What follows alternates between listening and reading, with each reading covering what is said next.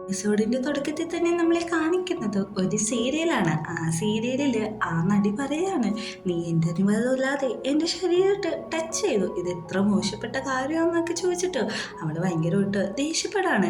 ഈ സീരിയല് കണ്ടുകൊണ്ടാണ് നമ്മുടെ തേ നിൽക്കുന്നത്. അവൻ ആലോചിക്കുന്നുണ്ട്, കഴിഞ്ഞ ദിവസം പീച്ചിനെ കിസ് ചെയ്തപ്പോഴേക്കും അവൻ റെസിസ്റ്റ് ചെയ്തിട്ട് അത് തട്ടി മാറ്റിയായിരുന്നു. അതുകൊണ്ട് തന്നെ പീച്ചിന് തന്നോട് ദേഷ്യമായിരിക്കും എന്നാണ് അവൻ വിചാരിക്കുന്നത്. ഇതേ സമയം പീച്ചാണെങ്കിൽ അവൻ്റെ റൂമിൽ എന്ത് ചെയ്യണമെന്നറിയാതെ മൂടി പൊതച്ച് ഇരിക്കുകയാണ്. ഇങ്ങനത്തെ കുറേ സീരിയല് നമ്മുടെ തേയാണെങ്കിൽ റെഫർ ചെയ്യുന്നുണ്ട്. പീച്ചിനെ അവൻ വിളിച്ചു നോക്കുന്നുണ്ടെങ്കിലും പീച്ച് കോൾ എടുക്കുന്നില്ല.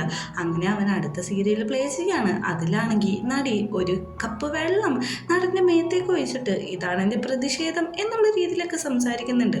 അതുകൊണ്ട് തന്നെ പീച്ചിൻ്റെ അടുത്തേക്ക് അവൻ ചെന്നിട്ട് ഒരു ഗ്ലാസ് വെള്ളം കൊടുക്കാണ്. എനിക്കറിയാം കഴിഞ്ഞ സംഭവത്തിൽ നിനക്ക് എന്നോട് ദേഷ്യം കാണും, അതുകൊണ്ട് തന്നെ ഈ വെള്ളം നീ എൻ്റെ മേത്തേക്ക് വെച്ചോ, അത് ഏറ്റുവാങ്ങാൻ ഞാൻ തയ്യാറാണ്. സീരിയൽ ഡയലോഗൊക്കെ പറഞ്ഞിട്ട് കണ്ണടച്ച് വെക്കാണ്. പക്ഷേ നമ്മുടെ ബീച്ചാണെങ്കിൽ ആ ഗ്ലാസ്സിലെ വെള്ളം കുടിക്കുകയാണ് ചെയ്യുന്നത്. പെട്ടെന്ന് തന്നെ തേ ചോദിക്കുന്നുണ്ട്, നീ എന്താ എൻ്റെ മേത്തേക്ക് വെള്ളം ഒഴിക്കുന്നില്ലെന്ന്. ഞാനെന്തിനാ വെള്ളം ഒഴിക്കുന്നത്, നമുക്കൊരു വാക്കിന് പോയാലോ, നമുക്ക് കുറച്ച് കാര്യങ്ങൾ സംസാരിക്കാമെന്ന് പറയുന്നുണ്ട്.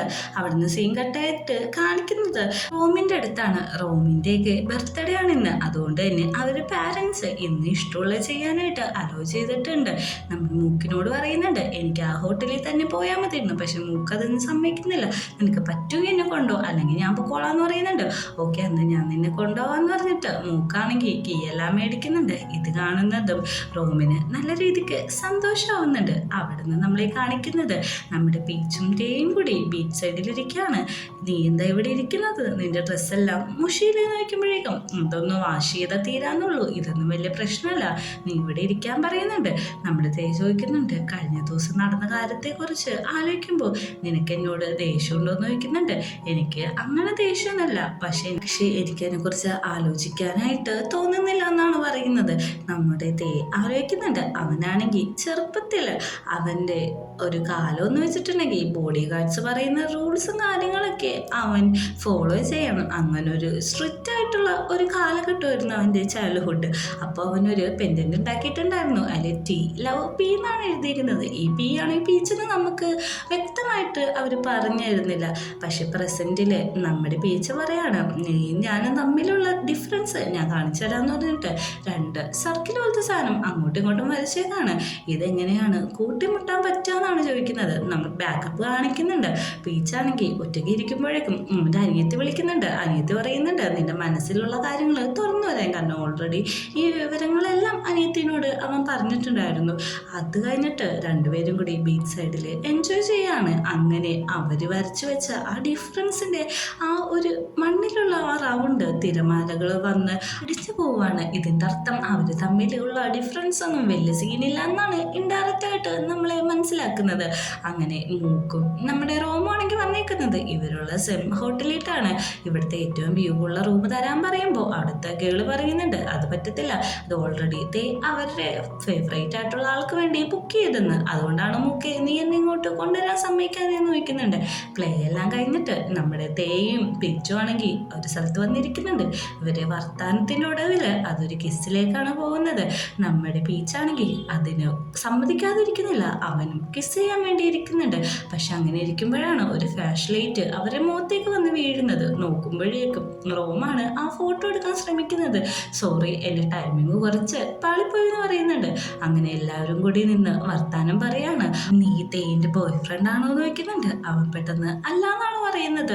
പക്ഷെ നീ ക്യൂട്ടാണോ, ഒരിക്കലും തേൻ്റെ സെലക്ഷൻ തെറ്റിയത് ഞാൻ കണ്ടിട്ടില്ല, ഇതും അതേപോലെ എനിക്കിഷ്ടപ്പെട്ടു എന്ന് പറയുന്നുണ്ട്. നിന്റെ മുറി പൊക്കത്താണ്, പൊക്കത്തേക്ക് പൊക്കുമെന്ന് പറയുന്നുണ്ട്. മൂക്കാണെങ്കിൽ പറയാണ്, അന്നൊരു കാര്യം ചെയ്യാം, ഞാൻ അവനെ ഹെൽപ്പ് ചെയ്യാൻ വേണ്ടിയിട്ട് പൊക്കത്തേക്ക് പോവാന്ന് പറയുന്നുണ്ട്. അതുവരെ മിണ്ടാതെ നിന്ന തേയാണെങ്കിൽ പെട്ടെന്ന് തന്നെ അങ്ങോട്ട് അറക്കാവുകയാണ്. അവൻ വന്നിട്ട് പറയുന്നുണ്ട്, മൂക്കെ നീ ആവശ്യമില്ലാത്ത കാര്യത്തിലൊന്നും ഇടപെടേണ്ട ആവശ്യമൊന്നുമില്ല, എൻ്റെ ചെക്കൻ്റെ കാര്യം നോക്കാനായിട്ട് എനിക്കറിയാം. നീ ഇപ്പോൾ ശ്രദ്ധിക്കേണ്ടത് നിന്റെ ചെക്കൻ്റെ കാര്യമാണ്. അതിൽ നീ ശ്രദ്ധിക്കാതെ ഇങ്ങനെ ഉഴപ്പ് വരുന്നിട്ടുണ്ടെങ്കിൽ നിനക്ക് തന്നെയാണ് ബുദ്ധിമുട്ട് അറിയാന്നുള്ള രീതിയിൽ മൂക്കിന് നല്ല രീതിക്ക് ചീത്ത പറയുന്നുണ്ട്. എന്നിട്ടാണ് തേ അവിടെ നിന്ന് പോകുന്നത്. ഇതെല്ലാം കാണുന്ന നമ്മുടെ റോം പറയുന്നുണ്ട്, നീ അവനെ കളഞ്ഞിട്ട് എൻ്റെ അടുത്ത് ജോലി ചെയ്യേ, ഞാൻ നിന്റെ സാലറി 3 ഇരട്ടിയാക്കി തരാമെന്ന്. അതിൻ്റെ ഒന്നും ആവശ്യമില്ലെന്ന് പറഞ്ഞിട്ടാണ് മൂക്കടന്നു പോകുന്നത്. റോമാണെങ്കിൽ അന്ന് ആയിക്കോട്ടെ എന്നുള്ള രീതിയിൽ അങ്ങനെ പൊക്കത്തേക്ക് ചെല്ലുമ്പോഴേക്കും പീച്ച് അവിടെ കിടക്കായിരിക്കും. ഇവിടെ കിടക്കാനാണോ നിന്റെ പ്ലാൻ, നമുക്ക് പുറത്തേക്ക് പോകണേന്ന് വെക്കുന്നുണ്ട്. അന്ന് ഞാൻ കുളിച്ച് ഫ്രഷ് ആയിട്ട് വരാം, നീയും കുളിച്ചിട്ട് വരാൻ പറയുന്നുണ്ട്. അങ്ങനത്തെ ഇതായത്തേക്ക് മുമ്പ് അവൻ പറയുന്നുണ്ട്, പൈക്കരുത്, ഓൾറെഡി ഞാൻ നിന്നെ മിസ് ചെയ്ത് തുടങ്ങുമെന്ന് ഒരു സീരിയൽ ഡയലോഗ് ഒന്നും കൂടി പറയാണ്. അങ്ങനെ വൈകുന്നേരം ആവുന്നുണ്ട്. തേയും റോമും കൂടിയാണ് സീ ഫുഡ് കാര്യങ്ങളെല്ലാം കുക്ക് ചെയ്യുന്നത്. നമ്മൾ തന്നെ കുക്ക് ചെയ്യുമെന്ന് പറഞ്ഞിട്ട് അങ്ങോട്ടും ഇങ്ങോട്ടൊക്കെ കാണിച്ചുകൊണ്ടിരിക്കുകയാണ്. കാരണം കൃത്യമായിട്ട് ഇവർക്ക് എങ്ങനെയാണ് കുക്ക് ചെയ്യണേന്ന് അറിയില്ല. നമ്മുടെ പീച്ചിനെയും മൂക്കിനാണെങ്കിൽ അവരിരുത്തേക്കാണ്. മൂക്ക് പറയുന്നുണ്ട്, ഇവർ രണ്ടുപേരും ഞാൻ ഇത്ര ഹാപ്പി ആയിട്ട് കാണുന്നത് ഇപ്പോഴാണ്. ഇന്ന് അവരെ ബർത്ത്ഡേ ആണ്. ഇന്ന് ബർത്ത്ഡേ ആണെങ്കിൽ നമുക്ക് അവർക്ക് വേണ്ടിയിട്ട് കേക്ക് അറേഞ്ച് ചെയ്യേണ്ടതെന്നാണ് പീച്ച് വയ്ക്കുന്നത്. അതിൻ്റെ ഒന്നും ആവശ്യമില്ല, അത് അവരുടെ റൂളാണ്. അവർക്ക് കേക്ക് കട്ട് ചെയ്യുന്ന പാർട്ടിയൊന്നും അലോ ചെയ്യില്ല.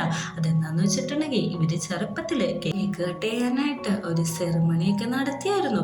പക്ഷെ അന്ന് തന്നെ എനിമീസിന്റെ ഭാഗത്തുനിന്ന് ഒരു ഷൂട്ടുണ്ടായി. ആ ഷൂട്ടിൽ അവിടെയുള്ളവർക്കൊക്കെ ചെറുതായി പരിക്ക് പറ്റി. അന്ന് തൊട്ടിട്ട് ഈ ഒരു പരിപാടി നടത്താറില്ല. ഇങ്ങനെ അവർക്ക് ഒരു ദിവസം കൊടുക്കും, അതിൽ ഫ്രീ ആയിട്ട് അവർക്ക് എന്താണോ വേണ്ടത് അതൊക്കെ ചെയ്യാം. അതാണ് അവരുടെ ഇപ്പോഴത്തെ റൂൾ എന്ന് പറയുന്നുണ്ട്. അങ്ങനെ ഭക്ഷണം റെഡിയായി താഴത്തേക്ക് വരാനായിട്ട് മൂക്കിനെയും ബീച്ചിനെയും വിളിക്കുന്നുണ്ട്. അവര് വന്ന് നോക്കുമ്പോഴേക്കും അവര് ഗ്രിൽ ചെയ്ത സാധനങ്ങളെല്ലാം കരിഞ്ഞു പോയിട്ടുണ്ടായിരുന്നു. രണ്ടുപേരും കോലവും അങ്ങനെ മോശമായിരുന്നു. ഞങ്ങളിത് ഉണ്ടാക്കിക്കോളാന്ന് പറഞ്ഞിട്ട് ആ ഒരു സംഭവം നമ്മുടെ മൂക്കും ബീച്ചും കൂടെ ഏറ്റെടുക്കാണ്. അങ്ങനെ അവര് നന്നായിട്ട് ഭക്ഷണമൊക്കെ ഉണ്ടാക്കിയിട്ട് വന്നിരിക്കുകയാണ്. നമ്മുടെ തേ പറയുന്നുണ്ട്, ഈ കിച്ചണിലൊക്കെ ജോലി ചെയ്യുന്നവരെ സമ്മതിക്കണം, എന്തൊരു സ്റ്റിക്കിയാണ് ഫേസൊക്കെ, നമുക്ക് ഇത് നിർത്താന്ന്. അങ്ങനെ നമ്മുടെ ബീച്ചാണെങ്കിൽ അവർക്ക് ഫുഡെല്ലാം പീൽ ചെയ്തൊക്കെ കൊടുക്കുന്നുണ്ട്. ഈ മഷ്റൂമും നമ്മുടെ ഈ പ്രോൺസും അങ്ങനത്തെ കാര്യങ്ങളെല്ലാം പെട്ടെന്ന് തന്നെ നമ്മുടെ റോമാണെങ്കിൽ അവൻ്റെ കയ്യിലിരിക്കുന്ന ഗണ്ണെടുത്തിട്ട് തേക്ക് കൊടുക്കുന്നുണ്ട്.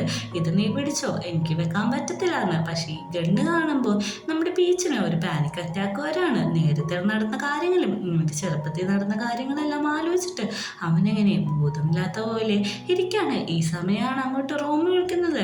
ബീച്ചെ, നീ എന്താ ഇങ്ങനെ ഇരിക്കുന്നത്, നിന്റെ ഫോൺ അടിക്കുന്നത് എന്ത് പറ്റി, നീ എന്താന്ന് കാര്യം പറയാന്നൊക്കെ പറഞ്ഞ് കുറേ വിളിക്കുമ്പോഴാണ് പീച്ചിന് ബോധം വരുന്നത്. ഓ, എൻ്റെ ഫോൺ റിങ് ചെയ്യുന്നുണ്ട്, ഞാൻ ഈ കോളൊന്ന് അറ്റൻഡ് ചെയ്തോട്ടെ, ഇപ്പം തന്നെ ഇങ്ങോട്ട് വരാമെന്ന് പറഞ്ഞിട്ട് പീച്ചാണെങ്കിൽ അവിടുന്ന് എണീറ്റ് പുറത്തേക്ക് പോവുകയാണ്. വിളിച്ചിരിക്കുന്നത് വേറെ ആരല്ല, പീച്ചിൻ്റെ അനിയത്തെയാണ്. അവളോട് പറയുന്നുണ്ട്, ജനലൊക്കെ എൻ്റെ വീടിൻ്റെ നന്നായിട്ട് കുറ്റിയാണ്, നാളെ രാവിലെ തന്നെ ഞാൻ അങ്ങോട്ട് എത്തുമെന്ന്. ഈ സമയം അങ്ങോട്ടേക്ക് റൂം വന്നിരിക്കുന്നുണ്ട്. നീയും എൻ്റെ ചേട്ടനും ഡേറ്റിങ് ചെയ്യാണോ എന്ന് വെക്കുന്നുണ്ട്. അങ്ങനെയല്ല, ഡേറ്റിംഗ് ആയിട്ടില്ല, ഞങ്ങൾ തമ്മിൽ അങ്ങനെ ഒരു ഫീലിങ്സ് ഉണ്ടെന്ന് പറയാണ്. എൻ്റെ ചേട്ടൻ ഇത്ര ഹാപ്പി ആയിട്ട് ഞാൻ ഇന്നാണ് കാണുന്നത്, പിന്നെ ഞാനും ഇത്ര ഹാപ്പി ആയിട്ട് ഇന്നാണ് കാണുന്നതെന്ന് പറയുന്നുണ്ട്. അപ്പോൾ നമ്മുടെ പീച്ച് പറയാണ്, ഞാനൊരു കാര്യം ചോദിച്ചോട്ടെ, നമുക്ക് എന്നോട് പണ്ട് പറഞ്ഞിട്ടുണ്ടായിരുന്നു ഈ സ്നേഹം എന്നുള്ളത് പൈസ കൊടുത്ത് വാങ്ങാൻ പറ്റില്ലെന്ന്, അത് ശരിയാണോ എന്ന് ചോദിക്കുമ്പോഴേക്കും അതിന് ഭ്രാന്താണ്, അത് പറയുന്നത് നീ അത്ര മൈൻഡ് ആക്കണ്ടെന്ന് പറയുന്നുണ്ട്. എന്നാണ് എൻ്റെ ജീവിതത്തിൽ എനിക്കിങ്ങനെ സിമ്പിളായിട്ട് ജീവിക്കാൻ പറ്റുള്ളൂ എന്ന് ചോദിക്കുമ്പോൾ ഇതാണ് സിമ്പിൾ എന്ന് ചോദിക്കുന്നുണ്ട്. അങ്ങനെ അവിടുന്ന് സീൻ കട്ട് ചെയ്ത് അകത്ത് അവരൊരു ഗെയിമും കാര്യങ്ങളൊക്കെ കളിച്ചുകൊണ്ടിരിക്കുകയാണ്. ഈ സമയത്താണ് അവിടെ കരണ്ട് വന്നത്. മൂക്കാണെങ്കിൽ പെട്ടെന്ന് അലർട്ടായിട്ട് മറ്റേ ഗണ്ണും കാര്യങ്ങളൊക്കെ എടുക്കാനായിട്ട് നിൽക്കുന്ന സമയത്ത് തന്നെ അങ്ങോട്ട് ബീച്ച് ഒരു കേക്കും കൊണ്ട് ഹാപ്പി ബർത്ത്ഡേ പാട്ടൊക്കെ പാടിയിട്ട് വരാണ്. ഇത് കാണുന്ന എല്ലാവർക്കും സന്തോഷമാവുന്നുണ്ട്.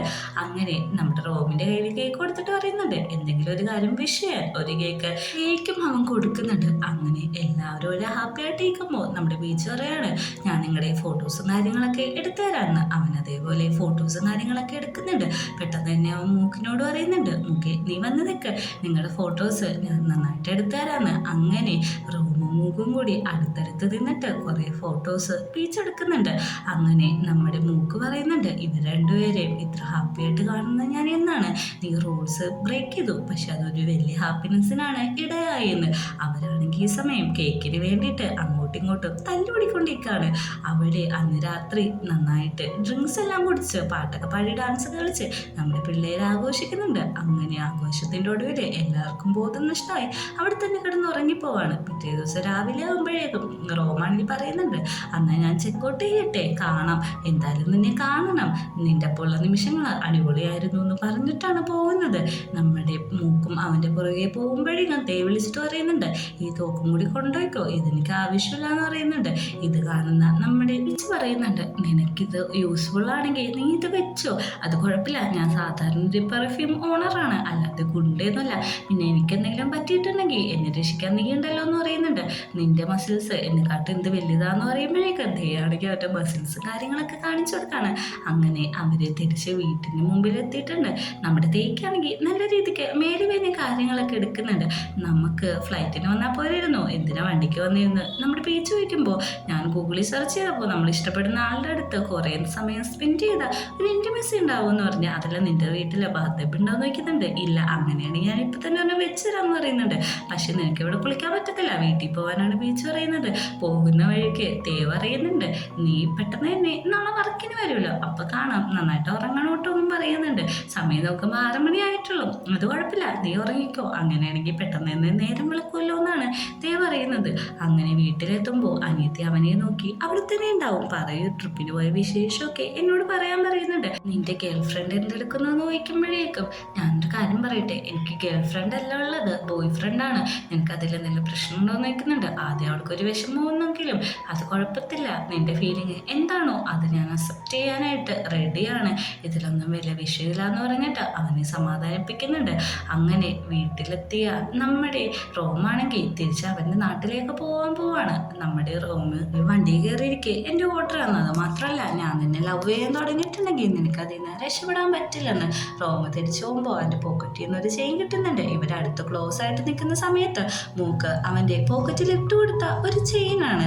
അതിൽ അവരുടെ പേരും കാര്യങ്ങളൊക്കെയാണ് മെൻഷൻ ചെയ്തേക്കുന്നത്. അങ്ങനെ തിരിച്ചു വരുന്ന നമ്മുടെ തേയാണെങ്കിൽ 6 മണിയാകുമ്പോൾ തന്നെ കയറി കിടക്കാണ്. എനിക്ക് നാളെ നേരത്തെ എണീക്കണമെന്നും പറയുന്നുണ്ട്. അങ്ങനെ മൂക്ക് പോയതിനു ശേഷം അവൻ ഫോൺ എടുത്തിട്ട് പീച്ചിന് മെസ്സേജ് അയക്കാണ്.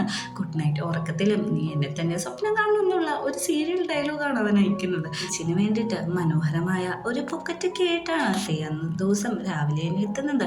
ആ പൊക്കറ്റ് അവന് കൊടുക്കുന്നുണ്ട്. നിനക്കിത് ഇഷ്ടപ്പെട്ടോ എന്ന് ചോദിക്കുന്നുണ്ട്.